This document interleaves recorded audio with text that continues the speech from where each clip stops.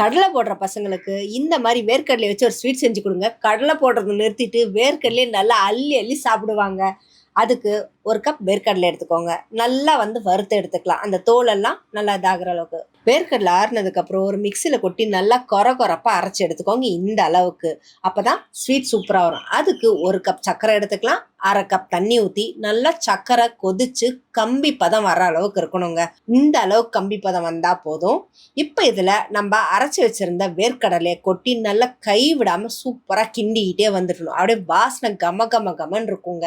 நல்லா இந்த அளவுக்கு திரண்டு வர ஸ்டேஜில் ஸ்டவ் ஆஃப் பண்ணிட்டு ஆற விட்டுட்டிங்கன்னா அப்படியே நல்லா உதிரியாக இருக்கும். இப்போ நல்லா அழுத்தம் கொடுத்து பிசைஞ்சு உங்களுக்கு எந்த மாதிரி ஷேப் வேணுமோ அந்த மாதிரி ஷேப்பில் செஞ்சு கொடுத்தீங்கன்னா கடலை போடுறதை நிறுத்திட்டு பசங்க வேர்க்கடலையை செஞ்சு கொடுமா எனக்கு அப்படின்னு கேட்டு வாங்கி சாப்பிடுவாங்க.